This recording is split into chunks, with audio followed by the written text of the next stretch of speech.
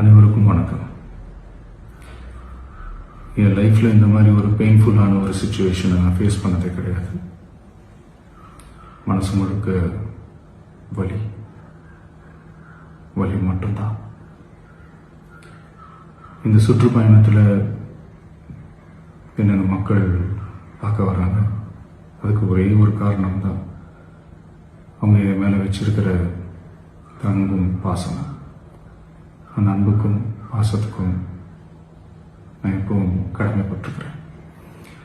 அதனால தான் இந்த சுற்றுப்பயணத்தில் மற்ற எல்லா விஷயங்களையும் தாண்டி மக்களுடைய சேஃப்டி, அதில் எந்த காம்ப்ரமைஸும் பண்ணிடக்கூடாதுன்றதுக்காக தான் அது என் மனசில் ரொம்ப ஆழமாக இருக்கும் அந்த எண்ணம். அதனால தான் இந்த அரசியல் காரணங்கள் எல்லாத்தையும் தவிர்த்துட்டு ஒதுக்கி வச்சுட்டு மக்களுடைய சேஃப்டி மட்டும் மைண்டில் வச்சுக்கிட்டு அதுக்கான இடங்களை சூஸ் பண்ணுறது, அதுக்கான இடங்களை பார்த்து பெர்மிஷன் கேட்கறது, போலீஸ் டிபார்ட்மெண்ட்டில் அதை ரிக்வெஸ்ட் பண்ணி கேட்போம். ஆனால் நடக்கக்கூடாதது நடந்துருச்சு. நானும் மனுஷன் தானே. அந்த நேரத்தில் அத்தனை பேர் பாதிக்கப்பட்டு இருக்கும்போது எப்படி அந்த ஊரை விட்டுட்டு என்னால் கிளம்பி வர முடியும்? நான் திரும்ப அங்கே போகணும்னு இருந்துச்சுன்னா அதை ஒரு காரணம் காட்டி அங்கே வேறு சில பதட்டமான சுச்சுவேஷன்ஸ், வேறு சில அசம்பாவிதங்கள், அந்த மாதிரி எதுவும் நடந்துடக்கூடாதுன்றதுக்காக தான் நாங்கள் அவாய்ட் பண்ணோம். இந்த நேரத்தில் சொந்தங்களை இழந்து தவிக்கிற இத்தனை குடும்பங்களுக்கும் என்னுடைய ஆழ்ந்த இரங்கலை தெரிவிச்சுக்கிறேன். எனக்கு தெரியும், என்ன சொன்னாலும் இது ஈடையாகாதுன்னு எனக்கு தெரியும். ஹாஸ்பிட்டலில் ட்ரீட் பண்ணிகிட்ருக்கிற எல்லாருமே சீக்கிரமாக க்யூர் ஆகி வரணுன்றதை இந்த நேரத்தில் நான் வேண்டிக்கிறேன். கூடிய சீக்கிரமே உங்கள் எல்லாரையும் நான் சந்திக்கிறேன். இந்த நேரத்தில் எங்களுடைய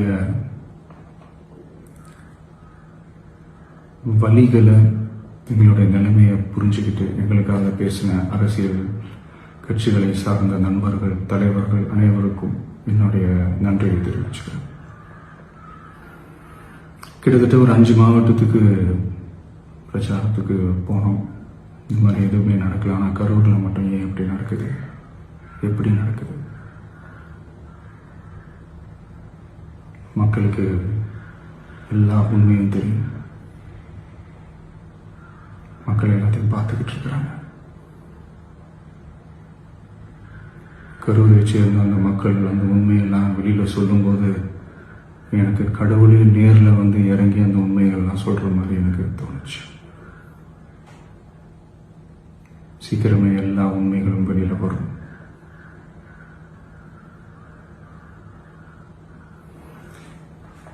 எங்களுக்கு தரப்பட்ட இடத்துல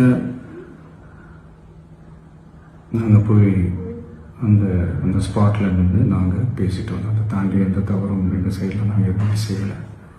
பட் இருந்தாலும் எங்கள் கட்சியை சேர்ந்த நிர்வாகிகள், தோழர்கள் மேலே எஃப்ஐஆர், அது மட்டும் இல்லை சோஷியல் மீடியாவை சேர்ந்த நண்பர்கள், தோழர்கள், அவங்க மேலே எஃப்ஐஆர்லாம் போட்டு இப்போ பிடிச்சிக்கிட்டு இருக்கிறாங்க.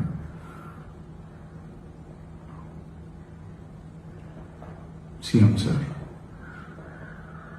உங்களுக்கு ஏதாவது இந்த பழி வாங்கணும் அப்படின்ற எண்ணம் ஏதாவது இருந்துச்சுன்னா என்ன வேணாலும் பண்ணுங்க. அவங்க மேலே கை வைக்காதீங்க. நான் ஒன்று வீட்டில் இருப்பேன், இல்லை நான் ஆஃபீஸில் இருப்பேன். என்ன வேணாலும் செய்யுங்க. நண்பர்களே, தோழர்களே, நம்மளோட அரசியல் பயணம் இன்னும் ஸ்ட்ராங்காக, இன்னும் தைரியத்தோட கண்டினியூ ஆகும்.